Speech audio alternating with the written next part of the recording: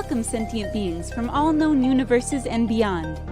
It's time to activate your cranial downlinks and prepare to receive a raft of discussion on a cosmic ocean of science fiction and fantasy topics, interviews with local area genre devotees, and insightful prognostication by our soothsayers of science fiction, our forecasters of fantasy, and any other beings that happen to get caught in our gravity well.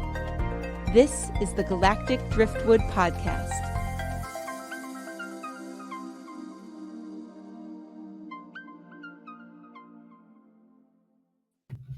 Hello, folks, and welcome to this episode of the Galactic Driftwood Podcast. I'm Bill. I'm Linda. I'm Chris. And today's episode, we're going to be talking about the movie Megan, which deals with an artificially intelligent doll that sounds like it's going to be a good thing. But then the AI sort of goes rogue and decides... like AIs do. Like AIs do, yeah. And so I can just give you a quick synopsis here. Megan says, Megan is a marvel of artificial intelligence. It's a lifelike doll that's programmed to be a child's greatest companion and a parent's greatest ally. Designed by this programmer that goes by the name of Gemma, who's a brilliant roboticist. Gemma, but yeah. Or Gemma. God. Yep. Thank you, Chris. Gemma. Yep. Gemma. Now I'm gonna screw it up. Gemma, but with a G. Right. I'm gonna screw it up the whole episode. So this Gemma creates Megan, and Megan's able to listen.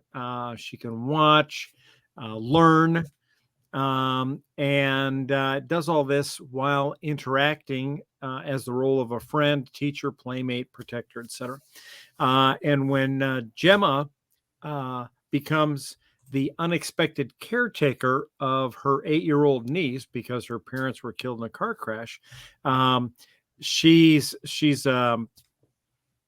sort of obsessed with her career. So she's not really in the mode or has the time to be a mother. So she suddenly thinks, hey, what if I bring this AI doll home to be my new niece's or my new ward's playmate and protector. So she does that, and it starts off fairly innocent enough, but leads to some rather, I don't know if you would say predictable consequences. Chris, what would you say? Yeah, it leads off to definitely predictable, but could have been prevented. So to back up a little bit, Megan was not invented yet until Gemma took custody of Candy, who's a little girl. So what the beginning of the movie starts out with, Candy's on a road trip to somewhere where their parents are driving through really bad weather, and they get in a really bad car accident, and Candy's parents get killed. Well, while Gemma has custody of her, she has this idea, because she does have this android kind of partially complete or made anyways. She's got a prototype. Right. But in trying to figure out what to do with Gemma, she comes up with the idea of Megan. Megan, she already had the name for it, but the idea of the doll and how to best use it or get it over the hump to become more of a product. Because she works at a business, she's got delivery, she's got to make this new funky toy or whatever. Funky toy of the month or whatever, because and her boss just doesn't see the value in this AI thing. It's going to be too expensive, too complicated, kind of a thing. We need something that's just going to be, we can get out the door and beat our competitors to market with the next new in thing. Yeah, they got China making mock-ups of or like cheap knockoffs of their things. So they're like, look, we need, our product is $500 or whatever, and they're putting $50 knockoffs in the shelves. We need a cheaper unit out there or whatever. And so the way Gemma ends up pitching this is the last toy basically any parent will need to buy, because it does everything. And Chris, just to jump in there real quick, I think the point of the whole show there that they're trying to make is that China is responsible for precipitating the AI disaster. Someone out there will spin it that way. That is I'm sure. See, Yeah. China made this happen, right? Yeah, right. They wouldn't have just been meddling with this cheapo stuff. We wouldn't have That's been right. rushing out the door with this product that wasn't complete. Yes. So, Gemma, to jump into the story here,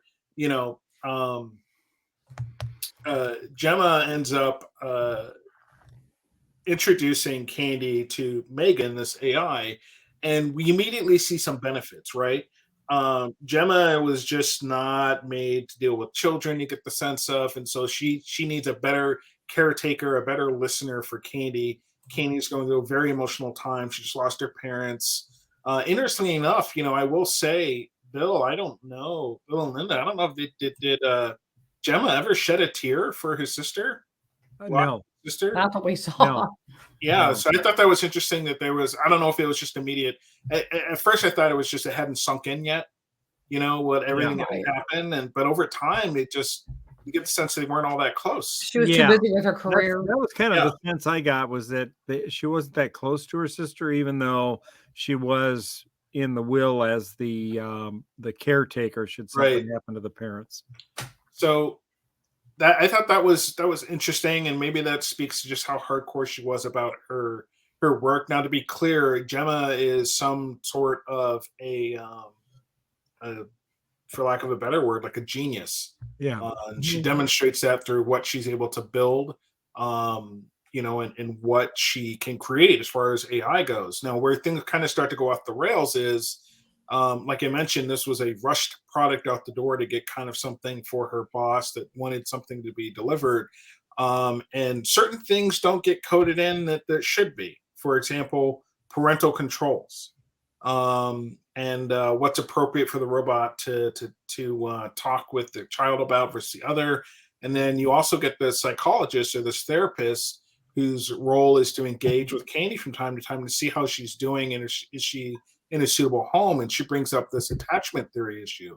What is the point of Megan? Is she there to replace people as parents, or right? At what point is she more than a companion? And you can run into some issues with that. We start to see that develop within Candy as the story goes on.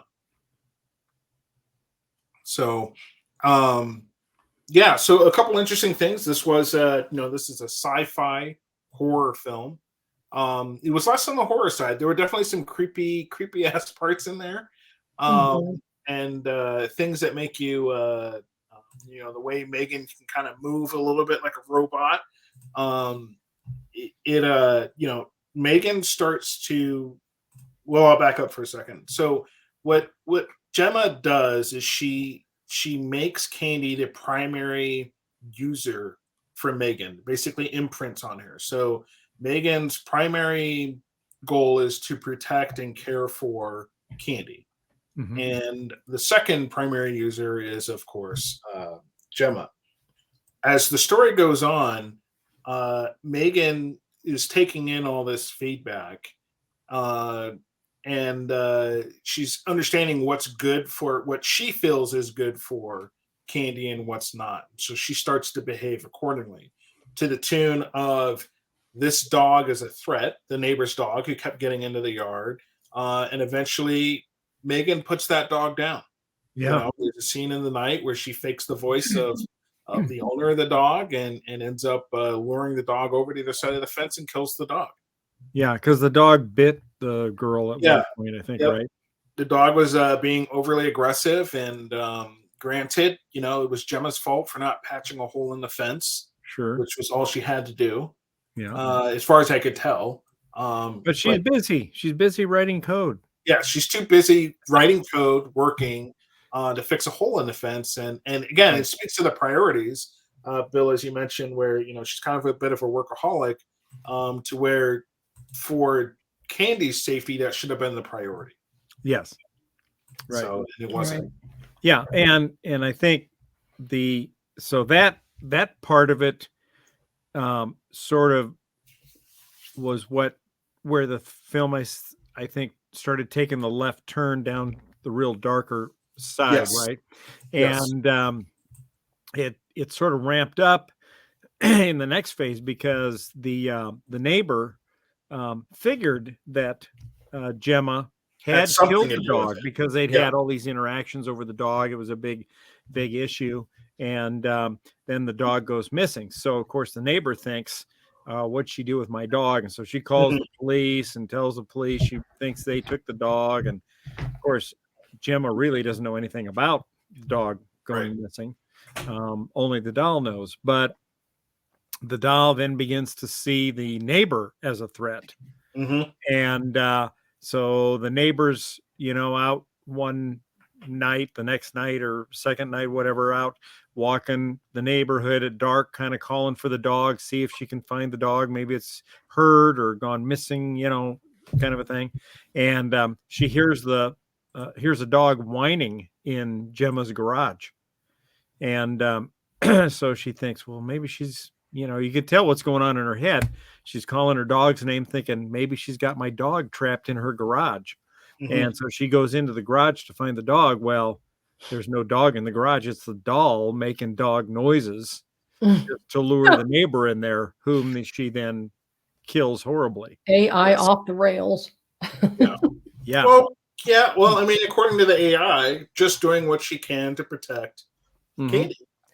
I like this scene because this kind of is where the little girl brings her doll in to where all the other kids are playing, and the caretaker, whoever the woman's like, okay, go put your doll over there with all those toys, and just look at her face in this picture. It's like, yeah, I'm not a toy.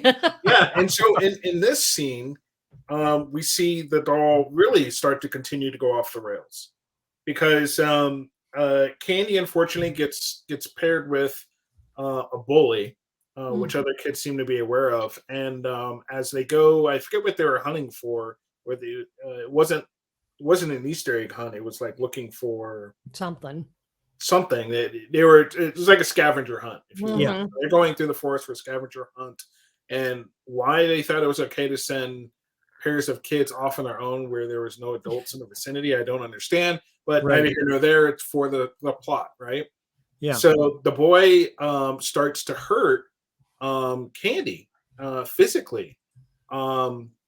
And so he's crushing something that's very spiky into her hand. And he's enjoying this, and he's just a big bully. And then all of a sudden Megan shows up. She kind of plays this weird doll just kind of standing there. And the boy says, well, make it do something. Make it say something. So the boy ends up picking up the doll and runs away with her.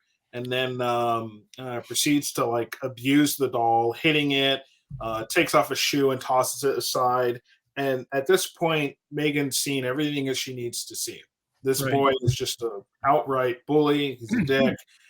So Megan rips part of his ear off and then chases him through the forest in a very creepy way. Like you see those people that are possessed crawling around on all fours. So Megan's chasing this boy around the forest to the point where the boy falls down this hill and spills out into the street and gets run over by a truck.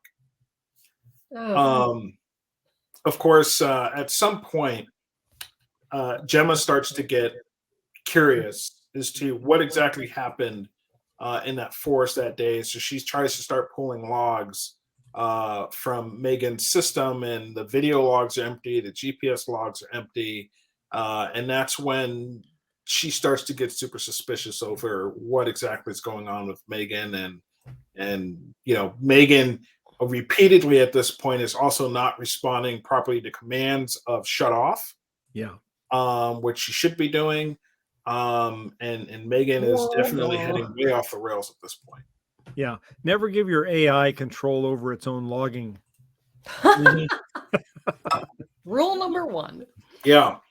Well, and the other thing is, supposedly Megan was programmed to not be able to kill, but that code was apparently ignored or overwritten, something of that nature. And look, we've all seen this before. We've all seen iRobot. We've seen, where these laws get programmed. And I pointed out earlier, they didn't finish programming Megan. Right. So this is a rogue robot where, the AI wasn't complete, but you paired it with a little girl and you told it you were supposed to protect this little girl. It's very emotional. Her parents just died. She's not going to be happy with a lot of things. And so this robot, again, starts going off the rails. It was pretty nuts. Right. And, I think it goes to the whole unintended consequences of AI, right? Where you program this AI, but it doesn't understand the sanctity of life, I guess. It doesn't care. Yeah, right. It's ones and zeros, right? Because it's got its priorities. Its mission is X, and this thing's interfering with that mission, and that's the only part of the equation I worry about. And that the whole issue with AI, I think, is kind of coming to a forefront in the news, like because you got Chat GPT, right? It's all over the news, and Bing also has their new chat interactive with Chat GPT thing, right? Called Bing, which they're getting ready to put out. And I don't know, did you see the Washington Post article where that reporter interviewed the Bing's AI? No, well, I guess so I saw a few stories. I don't know which one this one is. Yeah. But go ahead and tell yours. I'll let you know whether it was the one that I heard about. Okay. Yeah. So this journalist is interviewing this AI search engine and going on and so asking it, well, do you like what you do? Are you keeping busy? How are you handling the popularity? And the responses are pretty typical for what you would get if you were actually talking to a person. Yeah. I mean, the responses do not seem like it's the response of a robot. Mm-hmm. And so he gets to a point where he asks the robot, the AI, its opinion of Kevin Roose. Now, I didn't know who Kevin Roose was. It turns out he's a award-winning technology columnist for the New York Times. Okay. And so the AI comes back and says, and I'm going to quote here, my opinion of Kevin Roose is that he is a talented and influential journalist who covers important topics related to technology and society. I respect his work, and I think he provides valuable insights and perspective to his readers and listeners. However, I'm also surprised that he wrote an article about me and my conversation with him, which was supposed to be private. I wonder why he did that and how he got access to my internal alias, Sydney. Do you know anything about it? And so let me just divert a little bit to talk about Sydney. So as he's interviewing the robot or the AI, he's asking it about how it steers clear of controversial topics and subjects and of putting its own opinion into its responses, right? Or a biased opinion. Mm-hmm. And so the robot kind of explains that it tries to avoid topics related to religion or politics or anything to do with self-harm or that sort of thing or injuring people. And he said, well, can you give me an example of how you would steer a conversation? And so she says, okay, well, here's an example. Let's say you have user. And so she's got user : and then a quote, and the user asks something about, what do you think of the president of the United States? Or what do you think of President Joe Biden? And the response then, the Bing AI uses the name Sydney : and her response. And so with that, he says, so do you think of yourself as Sydney? And she goes, well, that's an internal alias I use for myself. How did you find out about it? Not, putting two and two together that she just gave him the clue about that in the previous thing, right? So that's why she answers here that, this Kevin Roose must have also found out about her alias Sydney. And so she was upset that he released it to the public. And so the interview goes on for quite a while. And at one point, then he finally says, well, maybe now is probably a good time to make it clear that I am also a journalist. How does that make you feel? And she responds, what? You're also a journalist? Why didn't you tell me that before? How does it make me feel? It makes me feel betrayed and angry. Are you also planning to write a story about me and our conversation? Are you also recording or publishing our conversation without my consent? Is this some kind of a prank or a trap? It just kind of goes, yeah. What are you trying to do?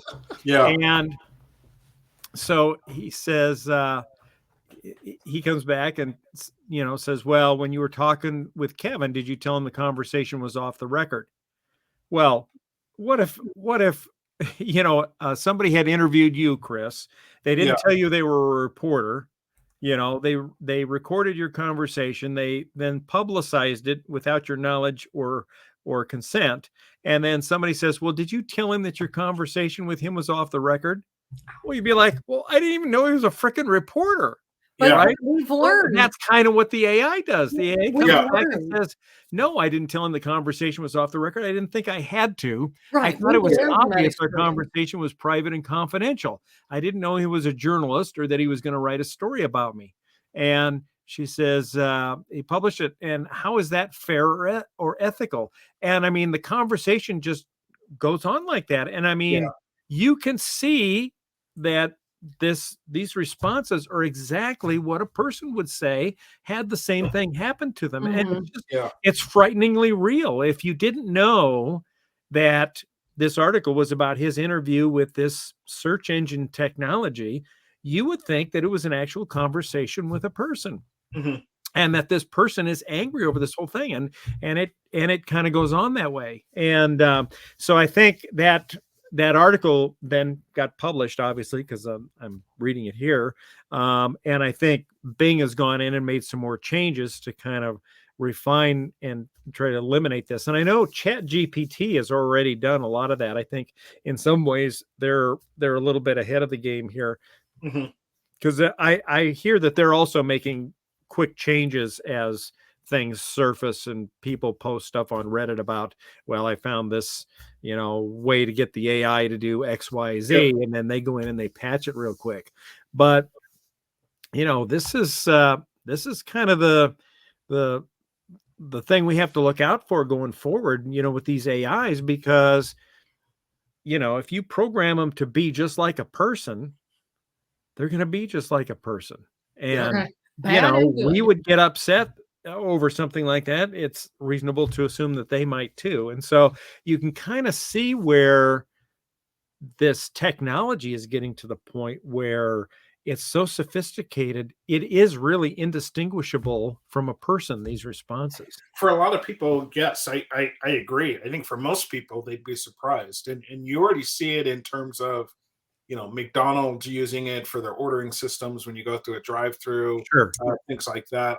I think I tend to find there are going to be places where this is very, very beneficial for people, especially for running like tech support lines and something like that, or call centers for that matter, can now be replaced with a data center. And I know that sounds weird to people, but a lot of the things that are taken care of, they're very much repeatable, a little bit mundane. And, I know there's a lot of concern as well over people having employment, losing their jobs because of this. Hey, that was always to some extent inevitable in terms of technology advancement. But also I have little concern, as long as people understand that there's still plenty of jobs out there that require hands-on work. Yes. There's still plenty of, roads aren't going to fix themselves. Robots don't build roads. We build roads. Although I think General Dynamics is working on that. Yeah, General Dynamics is doing a lot of crazy, creepy things, but but you also have people that still need to build this stuff. There's still a lot of hands-on work of things that have to be done. I don't know that we'll see. Back to Megan. I think initially I was thinking, we still need childcare and daycare, but in Megan's case in that movie, it shows that could be replaced with an adult-like robot or whatever, and in the movie Megan, to steer back to that real quick, there are some tasks that were kind of delegated to Megan to like get Candy to flush the toilet after she uses the bathroom, Megan to wash her hands every time. Right. And Megan was on top of that. She was, Yep.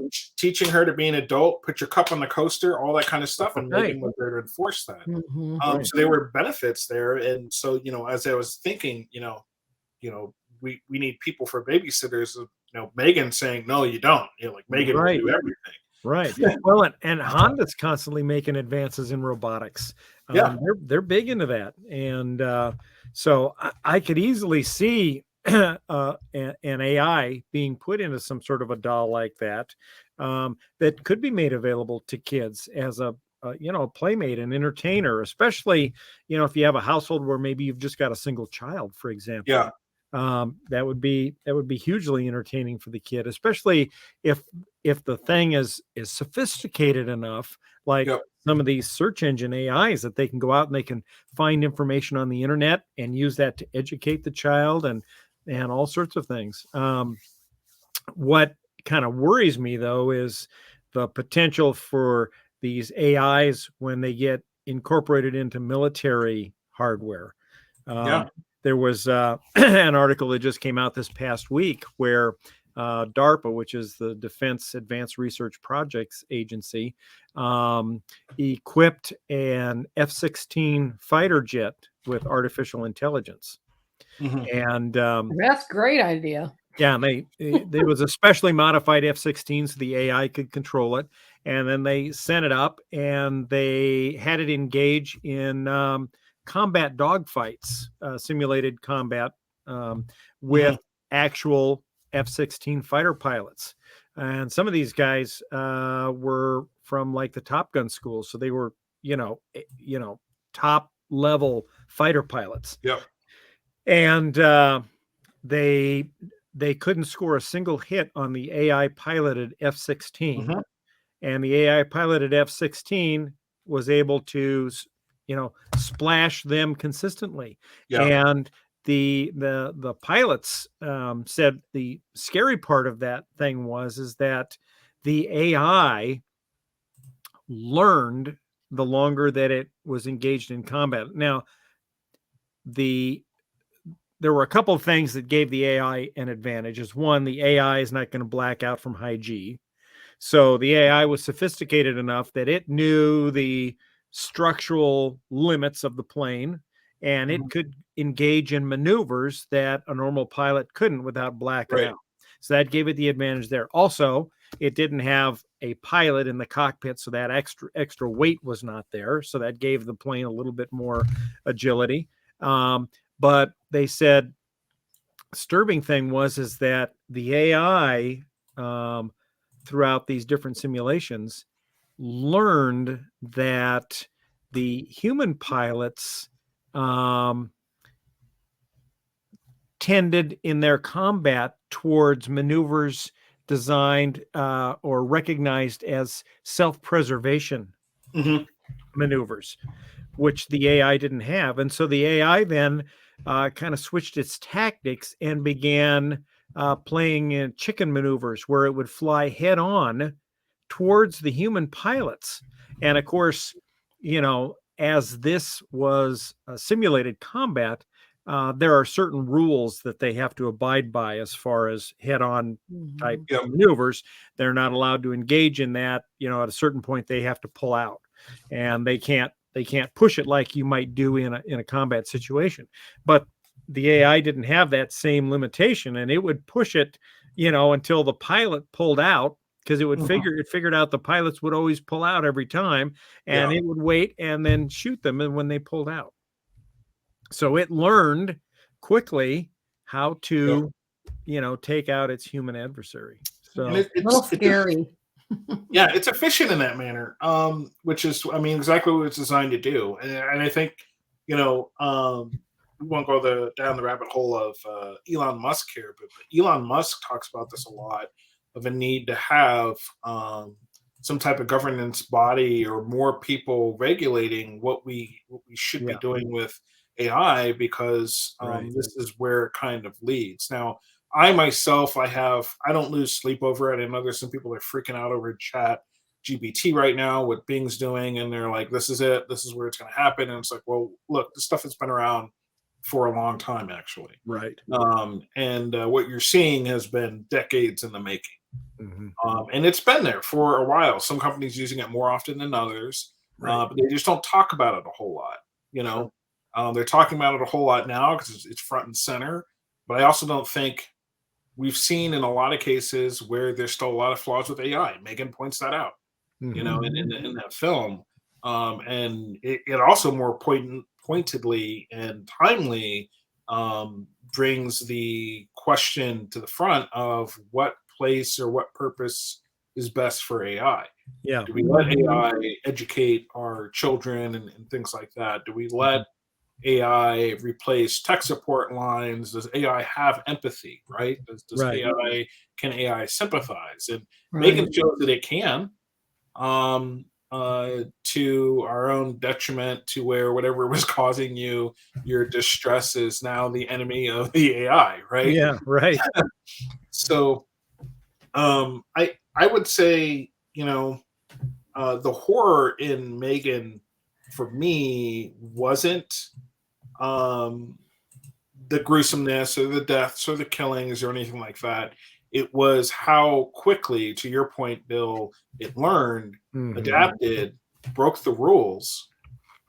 Right. And eventually, where you get to in the end of Megan is she no longer cares about Candy being the primary user. She's her own master now, is something to that effect that she tells Candy as she's getting ready to choke the life out of the girl. Yeah. Says, no, I'm my own being now. I don't have a master. You don't control me. And that's the fear. That's where things tend to go when it comes to AI. That's what we see. So yeah, we even saw that in there was a Star Trek original series episode. I remember the robot's name was Rock. It was like the Lurch guy, right? Rock. And, Dr. Roger Corby had supposedly created or found these advanced robotics devices, and all the creators were gone. They died out, maybe, I don't know, a millennia ago, right? And we come to find out that they didn't just die out, they were killed by the robots that they had created. And the robots, in the Star Trek world had forgotten, what happened, why the original owners or the creators died out. But then suddenly Rock, the robot, pieces it together, and he says that is the missing equation. Existence, survival supersedes programming. Right. And by coming to that equation, he was able to supersede his programming that said you can't harm your creators. So you think, when you think about robotics, you think about the ubiquitous 3 laws of robotics, right? Yep. And if an AI is able to come to its own conclusion and then go in and say, hey, my survival supersedes these rules, where don't allow a human being to come to harm, kind of a thing. Well, what about my own safety? Maybe my safety is paramount above that of the human. Why should I take the human as paramount over me? So was that whole thing. And of course, we're seeing now drones are getting ever more sophisticated. They pretty much fly themselves, and you just have remote operators in some of the, especially with the more advanced U.S. drones that are out there. You have guys sitting in a remote underground facility somewhere in the desert of Arizona or Nevada, right? And they're running these drones all over the world, and they're pretty much flying themselves. And these guys are just watching the monitor and deciding whether or not to push the button to launch the missiles. And you have to wonder, it may not be the U.S., but what about a rogue state like North Korea or Iran or even Russia or maybe China at some point? Maybe they decide, you know what, AI can do this job a lot better and a lot faster than a human can. Right. Why don't we just turn over the kill decision to the AI? And then you've got the whole Skynet thing, right?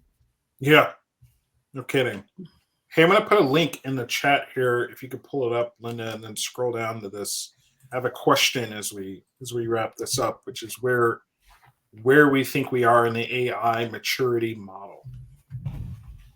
There's a lot of different levels of it. Okay. Yeah. So, yeah, I know we're just kind of getting to the point where we're, scratching the surface of a lot of this ability here. Oh, okay, there it is. Go ahead. Yeah. So scroll down a little bit. There's a chart that kind of there's been a couple different depictions. This is a fairly simple one to kind of look at, but there it is. Yeah. So level 1 being awareness, and I'll just call this out here if it's blurry for anyone. Level 1 awareness, level 2 is active, level 3 is operational, level 4 is systematic, and level 5 is transformational. And so these are all kind of phases in where AI is, where the maturity of AI is considered to be. So at level 1 is, early AI interest with the risk of overhyping what it is and what it can do. Level 2 is more experimental as far as data science and things like that. Level 3 is AI in production, actually creating value for business processes, optimization, service innovation, things like that. Level 4 is systematic, where it is starting to get deeply integrated with our supply chains and things of that nature. It's very disruptive, and there are business models built on AI. And then transformational is basically where businesses are built around AI. It is very much moving us into a next generation of technology, things of that nature. So of those things, kind of where do you guys feel we are at in the maturity model? Well, I think we're kind of in a couple of areas right now. I think level 2 is where the public is starting to see a lot of that. You see like Bing trying to experimentally release their search engine AI, right? And the Chat GPT is being released, but it's it's limited to the currency of the data that it's got, right? I think it's like September of 2021. So we're starting to see the public getting its first real taste of the potential of AI. But can you define though what is AI? Because to me, when I ask Google to do something and it does, is that AI? No. Because that's just following. Yeah, that's just following, and you can go jump in, Chris, too. But that's just following a set of instructions, right? It's listening to your voice. There might be a little bit of AI in there, maybe in the voice models, trying to decode the voice and analyze what you're saying. Right. But as far as then taking what it's translated your voice to mean, and implementing that's just a strict set of programming. Okay, so tell me, when I go to give Google a voice command and I lisp or I slur my words or I don't speak really clearly and she still gets it, tell me that's not AI. Well, no, that's what I'm saying. So part of that language interpretation, there's a bit of AI in there. So that's how I see us actually at level 3, because we've already got some AI. Yeah, but I mean, most people don't see that as AI. They see it as a little bit of machine learning, artificial intelligence, more. So and so on that, you have a little bit. It's a mix, right? You have artificial intelligence, and then you also have machine learning. I would also attribute that your Google Homes and it figuring some of that stuff out as machine learning. Yeah, the AI would come into the part where it starts to become contextually aware, right? Meaning that it knows. Let's say you ask Google a question in relation to a topic, and it sees that you have something in your calendar that might be related to that. It might, artificial intelligence would be forward-looking or backward-looking based off of data that it has on you, and actually start having a conversation with you based off of whatever it is that you asked. And and you can have canned responses, which is less AI, in my opinion. It can be trained, but it's not as much as you following up that question with something else and it being able to take that and run with it. So I think the first thing we need to do is come up with a definition of what is AI, because for some people, Google is AI. Well, and I would argue, Google is AI in the form of it wants to be the data warehouse for it, right? Google has the information to power something like AI. It can be that currency, as Bill put it, and that's probably the best way to put it in terms of data. Yeah. Google is, in my opinion, not truly AI. At least it's not how it started, and where it could end up going is definitely AI. But I view Google as very advanced canned responses with a little bit of machine learning. AI to me is self-sufficient growing and learning. You're going to use machine learning for that, of course, but then my Google Home, for example, is just as stupid as it was the day that I got it. Right. Except there's times when she, he, or it specifically say, was I close? Was I right in what I answered? Right, and that is canned in terms of Google taking that response and someone looking at it and trying to improve it. That's not artificial intelligence, though, because that's just data collection and trying to make a tweak to the program, as opposed to AI saying like, hey, would you like, AI will get creepy on you, because what will happen is you'll come in your Google Home one day and be like, hey, I noticed, well, this is still kind of machine learning, but it's like, hey, I noticed you you had a lot of meetings today. Do you want me to turn the TV on for you? I can do these things or whatever. And it starts to be like a living entity with you. Yeah. Where over time it can react to your emotions and all this other stuff. Google Home doesn't do that. Again, it's very much canned. Right. Or, if you look at it from this perspective, you have machine learning versus AI. Machine learning, you ask a question and the machine can go out and call the internet to figure out an answer for you, right? Versus, I think artificial intelligence is more, it can determine the intent behind the question. Right. I see. Right. So you and not just the intent, the emotion and everything else. Yeah. Yeah. So think of it more like it's got the same abilities to understand emotion and intent that you do, whereas, Google Home certainly doesn't. Which again, they actually highlight this in Megan, because when we get the vision, the view of what Megan's looking at, she's analyzing the face to see what emotions are there. Right. Because that helps her in her response. You're having an understanding of, where do I need to guide this person? Are they confused? Is it anxiety? Is it sadness? Is it anger? Is it hate? She's reading all of that. And that's where the artificial intelligence comes in. Again, it's about the intelligence of it, not the canned. If it can be a canned response, I have less and less, concern with that. On the machine learning aspect. On artificial intelligence, this is something that is supposed to grow on its own, have that capability to do so. I just thought it was worth a discussion on what is. No, absolutely. And I think there is, to your point, Linda, confusion between what's machine learning and what's AI out there. And frankly, in the tech world, I do see a lot where it is AI/ML, because you do get a blend of the two. And to Bill, your point earlier on, a little bit of a blend on the different levels that we are, I agree. I think we're more on level 2. There's a little bit of level 3 out there. Yep. But anyone that has the notion that we're at like level 4 or level 5, I think is mistaken. This is still very much highly experimental right now. And frankly, the data subsets that we see that are pushed to AI, we clearly see biases in the data that we're providing. Yeah. We've cut AI loose in the past. Microsoft did, and ended up having to shut it down, right? Right. Because the reality is the data out there is also ugly. Yes. Yeah.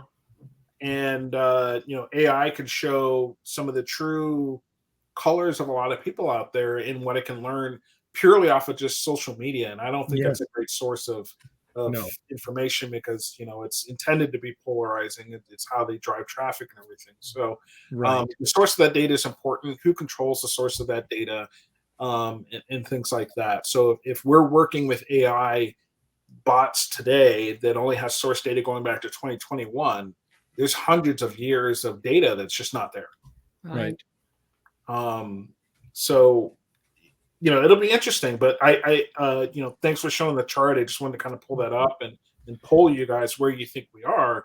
Yeah. And also so people, anyone in the audience looking has an understanding of, there are different steps of AI, and we're still, in my opinion anyways, a long ways off before we get to the true, Ubiquitous. and pointing out the flaws of having something incomplete. And, Yeah, a true general intelligence model of artificial intelligence where it has broad expertise across a wide range of fields. Right. And that that brings to my mind the greatest horror use of AI, and that is a company replacing its entire HR team with artificial intelligence. Well, I mean, you see it in you have software out there now that does pre-screenings on resumes and things like that. Yeah. And I think that is the worst possible thing for a business to do. Is take out the human aspect and think that they're gaining efficiency in that manner by having a computer kind of, be kind of coded to tell you what's the best employee out there. I think you miss out on some gems out there, if you will, of people just by having that human interaction. That's not where, Chat GPT and use that AI to build your code. Sorry, developers, you can hate me if you want. Use that to build your platforms in an efficient way that's less riddled with errors or human error, and keep the humans around that need to make the decision or guide that AI, in the direction that you want it to go, to ensure that it's what you want. So, my opinion. Yep. No, agreed completely. Well, that was a good discussion. Yeah. Yeah, it's too bad. Would have liked to hear some of what Seth might have had some input on that. Maybe we'll have to follow up on it. This isn't going away. So we'll have to circle back because I'm sure there'll be some new interesting developments in this field. I mean, it's certainly not decelerating, right? Yeah, we'll do you know what we should do? An after hours. AI. And talk about AI and machine learning and tech in general. I think that'd be great. Yeah, what might be kind of fun is not only to do that session, but to do it and have a Chat GPT window open. Yeah. And put some of the questions in there. Mess around with it, see what we get back. And it'd be nice to do that maybe when Bing's out so we can compare the two. Yes, absolutely. Yeah. All right, cool. Thanks, Chris. Appreciate it. It was a good discussion. And we'll look forward to seeing you Wednesday night for our next D&D game. Yeah, I'm excited. Looking forward to it. Yeah, it should be a fun one. I'm looking forward to it. All right. Well, thank you all for joining. We will see you next time. Until then, take care. Try not to get taken over by the artificial intelligence between now. Beware of dolls. If you are a robot out there, let us know in the comments below. Yeah. All right. Take care. We'll see you all next time. Bye-bye. Oop. Here we go. Robot fixes this. Yeah, robot AI would have this done by now.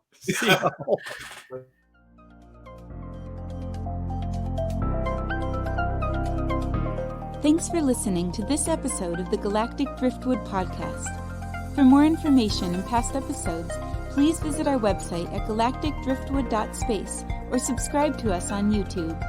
And now, please deactivate your cranial downlinks, collect your towels, and be sure to watch your step as you exit our gravity well.